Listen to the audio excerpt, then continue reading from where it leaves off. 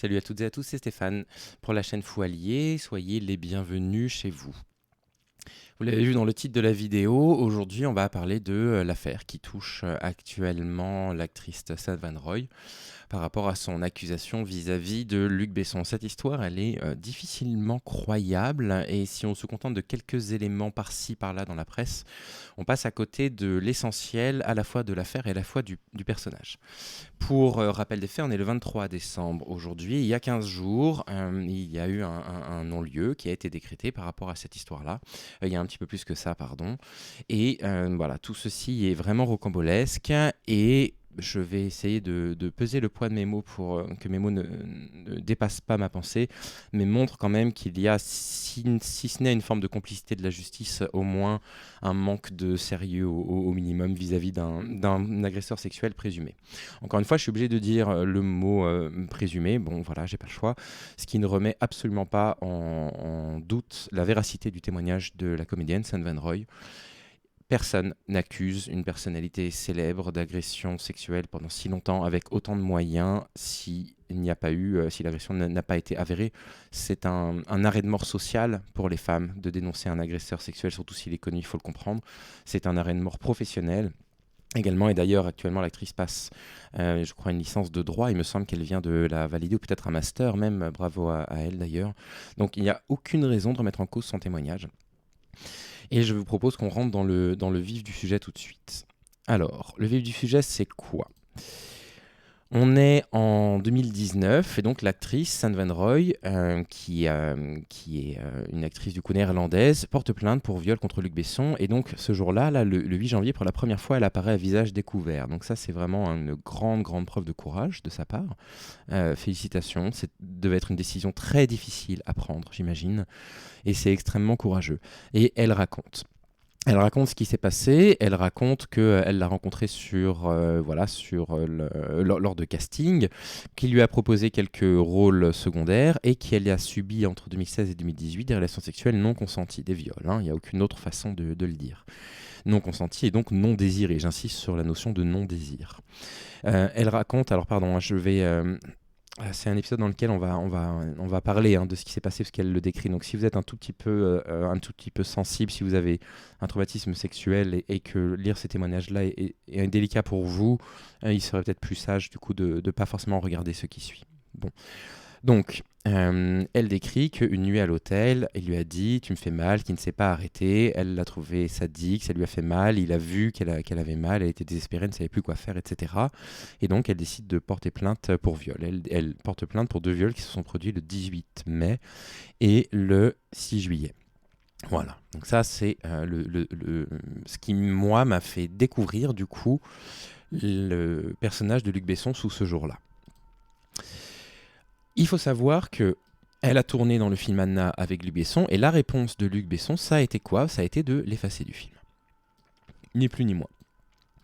Donc ça, c'est un truc qui va tordre le cou tout de suite aux personnes qui vont venir nous dire qu'elle a porté plainte pour sa carrière, je sais pas quoi. Enfin, les horreurs qu'on a entendues à propos de Charlotte en ce qui concerne le viol de Gérard Depardieu, vous voyez bien, vous portez plainte contre un homme puissant, vous êtes immédiatement sanctionné par cette même personne. Elle a été effacée d'un film dans lequel elle a joué parce qu'elle a porté plainte pour agression sexuelle.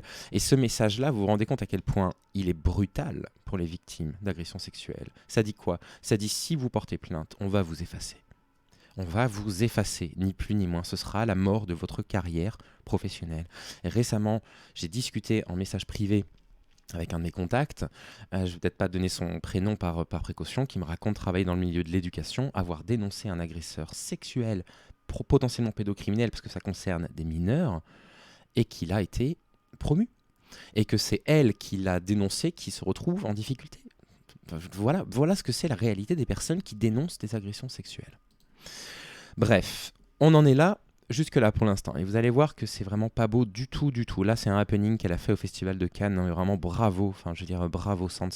Quelle héroïne d'être venue après l'avoir accusée, après avoir été traînée dans la boue par absolument tout le monde au Festival de Cannes en faisant ça. Bravo. Alors, en s'intéressant un petit peu à l'affaire, on s'aperçoit de quoi ? On s'aperçoit qu'en fait, les accusations de violence, c'est pas nouveau. C'est vraiment pas de nouveau. Donc, Mai Wen, qui n'a cessé de défendre Luc Besson, a quand même révélé dans une interview, attention, les propos qui suivent sont violents, hein, trigger warning. Elle raconte, alors déjà, voilà, petite parenthèse. Luc Besson a rencontré Mai Wen quand elle avait 14 ans. 14 ans. Alors, je sais qu'il y a eu un décalage de l'âge de 15 à 13 ans qui a été voté par l'Assemblée nationale et le Sénat récemment. Mais 14 ans, à l'époque où il l'a rencontrée, c'est de la pédocriminalité. Elle avait moins de 15 ans, elle est en dessous de la majorité sexuelle, elle n'a pas l'âge pour consentir ou pour pouvoir montrer un réel désir mutuel.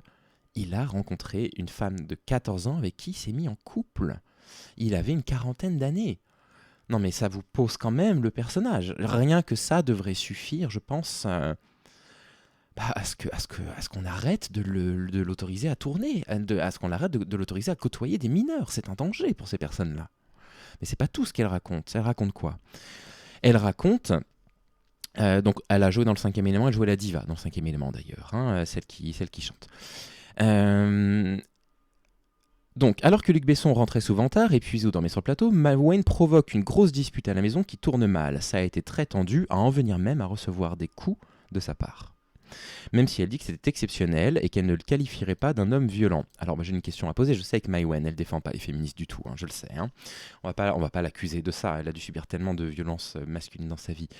Mais en fait, qu'est-ce qu'il faut pour déterminer qu'un homme est violent? Le fait qu'il ait frappé une femme n'est pas suffisant pour le déterminer comme violent.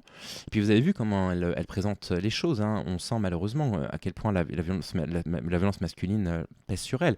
Parce qu'elle dit j'ai provoqué une dispute. Mais enfin, on a encore le droit de reprocher à la personne avec qui on vit, de lui dire j'aimerais que tu rentres plutôt du travail pour qu'on ait une vie commune.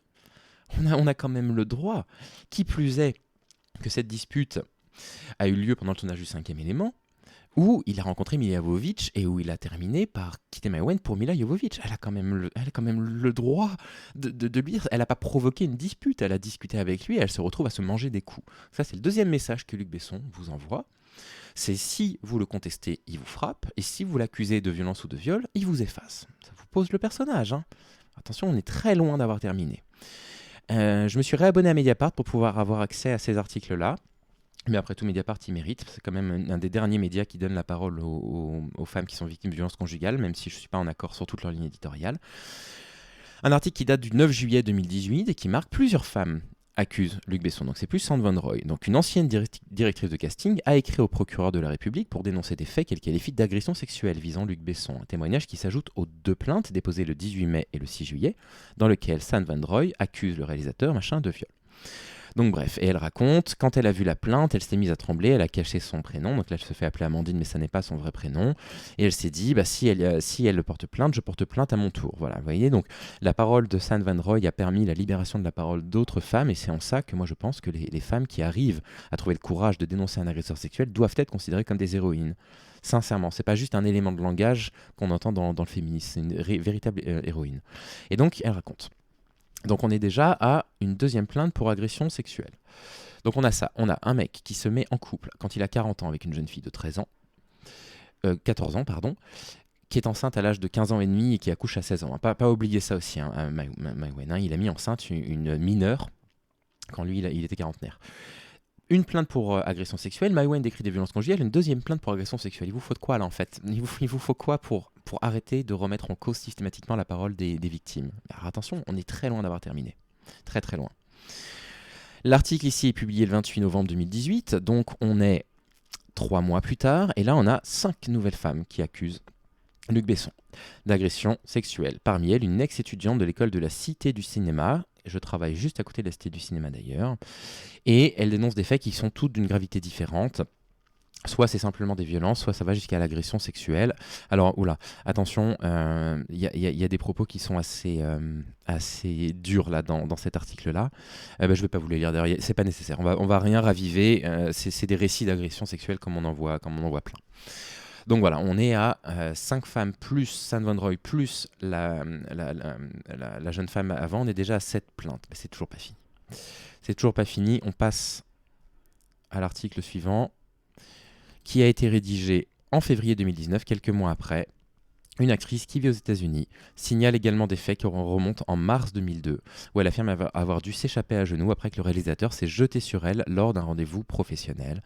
C'est absolument catastrophique. Donc on est à, au total, 9 femmes qui accusent Luc Besson de comportement sexuel inapproprié ou de viol. Parce que là, en fait, pourquoi ils mettent comportement sexuel inapproprié? C'est pas une litote de leur part, c'est qu'effectivement, dans les 5 plaintes, il y a des plaintes qui ne relèvent pas de l'agression sexuelle. Moi, je pense que ça relève de l'agression sexuelle, mais c'est vrai que dans les textes de loi, ça ne relève pas. C'est des propos, par exemple. Moi, je comprends pas pourquoi tout ça n'est pas considéré comme de l'agression sexuelle, mais bon, bref. Et donc, elle raconte son récit, et pareil, c'est assez dur. Je vous mettrai tout ça en favori si vous avez le courage d'aller le lire. Ah voilà, là, elle commence à raconter l'agression, on va pas aller jusque-là. Bon, comment les médias se sont comportés? Je ne mets pas Mediapart dans le lot, puisque vous voyez bien que Mediapart fait son travail en relayant les propos des victimes présumées d'agression sexuelle. En revanche, il y a quand même pas mal de médias sur Internet. Je vais m'arrêter sur un parce que les autres, je n'ai pas trouvé l'explication. Je ne suis pas abonné à Arrêt sur Image, donc je ne peux pas lire l'article en entier. Mais vous prenez par exemple Brut. Quand les plaintes pour agression sexuelle sont sorties, qu'a fait le média Brut sur Internet? Plutôt que de raconter ce qui s'est passé, plutôt que de donner la parole aux victimes, plutôt que de dire Luc Besson est actuellement accusé de viol, ils ont choisi en fait de mettre en avant, de faire la promotion des films de Besson. Vous vous rendez compte? Donc, alors, Le Monde Télérama, je ne sais pas pourquoi. Ils font ça, mais Brut, j'ai la réponse juste après, je vais vous la donner. Ils font l'impasse sur l'affaire Besson et ils choisissent de faire, du coup, la promotion des films de Besson. Mais vous vous rendez compte la violence? Mais vous vous rendez compte, il faut quoi là? Il faut quoi pour arrêter de violenter les victimes de Besson là? Et San Van Roy en particulier, parce que c'est celle dont on connaît le nom. Mais c'est incroyable. Vous portez plainte contre lui, vous lui tenez tête, il vous frappe. Vous portez plainte contre lui, il vous efface. Il vous fait venir à des castings. Vous avez 9 personnes qui décrivent être agressées pendant les castings ou pendant les écoles de cinéma. Et en plus de ça, les médias font la promotion de ces films et ne parlent pas de ses comportements. Elle s'arrête quand la violence en fait sur les victimes? Elle s'arrête quand la triple peine, la quadruple peine là contre les victimes? Mais vous savez pourquoi Brut n'a pas parlé de ça? Parce que Luc Besson est actionnaire majoritaire de Brut. Donc voilà, le producteur Luc Besson, il a 39% du capital depuis février 2017. Il est actionnaire majoritaire et donc évidemment, c'est biaisé. Et je vous invite, si vous suivez Brut, à les sanctionner sévèrement, très très très sévèrement. Et Brut, c'est terminé. On se désabonne tous et toutes de ce média. Et il n'y a que comme ça qu'ils vont comprendre, puisque de toute façon, la justice, elle ne fait pas son travail. Je vais vous le montrer après qu'elle ne fait pas son travail. Donc, qu'est-ce qu'il faut faire? On va se faire justice nous-mêmes. Et étant donné que on va pas condamner à mort les gens, évidemment, la peine de mort est la chose la plus infâme qui soit. On va pas les agresser quand on va les... qu'est-ce qu'on va faire? On va les sanctionner. On va les sanctionner dans leur milieu professionnel. Il n'y a que ça qu'ils vont comprendre. Luc Besson, c'est terminé. C'est terminé. Il faut boycotter les films quand ils passent à la télévision. Il ne faut pas aller voir ces films au cinéma. Il faut arrêter de le mettre en avant. Il faut arrêter d'en parler. Il faut l'effacer. Il faut l'effacer de notre société. Il y a un moment donné où là, c'est trop. C'est pas aux victimes de viol de subir la conséquence d'être effacées. On croit rêver. Donc, attention, on arrive dans le plus abject. Alors là, moi, c'est ce qui, je trouve, est le plus violent de tout. C'est le comportement de la justice. Donc, l'affaire Luc Besson. Mediapart titre, article de 17 mars 2021, une instruction à trous. Selon nos informations, la juge chargée de l'enquête pour viol visant Luc Besson, ne mettez pas ça entre guillemets s'il vous plaît, a fait savoir à la plaignante que l'instruction était terminée, et ce sans avoir elle-même auditionné l'actrice, ni organisé de confrontation judiciaire avec le réalisateur, ni entendu plusieurs témoins clés, ni exploré certaines pistes de l'enquête. Dans un courrier, l'avocat de la plaignante fait part de sa stupéfaction. Est-ce que vous réalisez? Donc je vous lis une toute petite partie du courrier. Je suis plus que surpris que vous estimiez possible de clore l'information sans avoir jamais rencontré la plaignante, écrit maître Spinner. Elle aurait pu donner son opinion sur les déclarations faites par M. Besson, ses mensonges et ses contradictions, ce qui vous aurait amené nécessairement à faire des investigations. Je n'ose vous suggérer qu'une confrontation eût été le minimum qu'une partie civile est en droit d'attendre de son juge. J'ai le regret de vous dire qu'il m'apparaît difficile que vous puissiez continuer à instruire ce dossier devant un tel parti pris. Voilà. En l'occurrence, la juge d'instruction s'appelle Marie-Claire Noiriel. Il faut savoir qu'elle a été démise de l'instruction du dossier. Bon, voilà, la juge chargée de l'instruction du dossier qui n'a même pas reçu la plaignante. Alors, je ne travaille pas dans le milieu judiciaire. J'en ai parlé à une de mes copines qui, elle, travaille dans le milieu judiciaire, qui est juge, qui me dit qu'il n'y a pas d'obligation légale, effectivement, à recevoir une victime, mais que c'est théoriquement une obligation morale de la part d'un juge. Mais vous vous rendez compte la légèreté. Et du coup, Comment voulez-vous que je m'empêche de le dire? Je suis obligé de le dire maintenant. Bah, la justice, elle est complice des agresseurs sexuels quand elle agit comme ça. Je suis désolé, je sais que ça paraît extrême quand on dit ça pour les personnes qui découvrent ce genre d'affaires, qui ne s'intéressent pas au féminisme. Mais qu'est-ce que vous voulez qu'on dise d'autre? Qu'est-ce que vous voulez qu'on dise d'autre? Le chemin de croix que c'est d'aller porter plainte dans un commissariat pour ensuite enfin arriver à un dossier qui est instruit et qui est instruit de cette façon-là, mais qu'est-ce que vous voulez qu'on dise d'autre? Donc un tout petit tour pour conclure sur le Twitter de San Van Roy, qui dit qu'elle porte plainte pour faux contre Marie-Claire Noirel. Et elle a raison et on la soutient complètement. Malheureusement, même si la majorité des commentaires, on va en lire quelques-uns pour vous mettre un peu de chaud au cœur, un peu de baume au cœur, parce que c'est quand même Noël demain soir. Malheureusement, on a encore ces messages. Madame, pourquoi tant d'acharnement et tout ce déballage sur les réseaux sociaux? Avez-vous entendu parler de la présomption d'innocence? Ça devient indécent. On va pas revenir là-dessus. On a débunké ça une bonne centaine de fois. Mais heureusement, vous avez ici Thérène Lajoie qui dit c'est indécent d'être contrainte de déballer sur les réseaux sociaux pour être entendue. Elle a entièrement raison. Zélie qui est toujours présente pour défendre toutes les victimes de violeurs, de pédocriminalité, etc. Enfin bref, voilà, il y a quand même des messages. Laurence aussi, que je connais pas personnellement, mais que je suis sur les réseaux sociaux, pareil, qui lui témoigne son soutien. Voilà, Emma, pareil, voilà, tout ça, c'est des féministes formidables, vous voyez, qui témoignent toujours leur soutien pour les victimes présumées, quoi. Voilà. Et évidemment, je lui apporte aussi tout mon soutien. Voilà, c'est ça, l'affaire Besson. Voilà, c'est ça le personnage, hein, la perversité du personnage. Il faut bien avoir ça en tête. Évidemment qu'il a le droit à sa présomption d'innocence, mais les victimes aussi, elles ont le droit d'avoir une présomption d'innocence et on a le droit de considérer qu'elles disent vrai, d'accord? On a le droit de considérer qu'elles ne mentent pas. Vous vous rendez compte tous les faisceaux de culpabilité qui vont vers la perversité de cette personne-là, tous ces faisceaux de culpabilité. Évidemment, c'est pas suffisant pour que moi je le déclare coupable. Je suis pas juge, mais c'est quand même suffisant pour que je puisse affirmer que ce que décrit San Van Roy, malheureusement, c'est bien produit, qu'elle est bien une des victimes d'agression sexuelle de Luc Besson et que la façon dont le dossier a été instruit est scandaleux. Et je lui témoigne, et je sais que vous lui témoignez absolument tout votre soutien. Je vous connais, je connais l'audience de cette chaîne. On est désolé que ça se passe comme ça. Et si jamais sur Internet, vous avez des personnes qui continuent à remettre en question les propos de San Van Roy ou ceux de Charlotte par rapport à Depardieu, montrez-leur cette vidéo. Montrez-leur comment la justice traite ces dossiers-là pour qu'ils réalisent à quel point il n'y a pas de fumée sans feu. Voilà, tout mon soutien, j'espère que vous vous portez bien et je vous dis à très vite, à bientôt.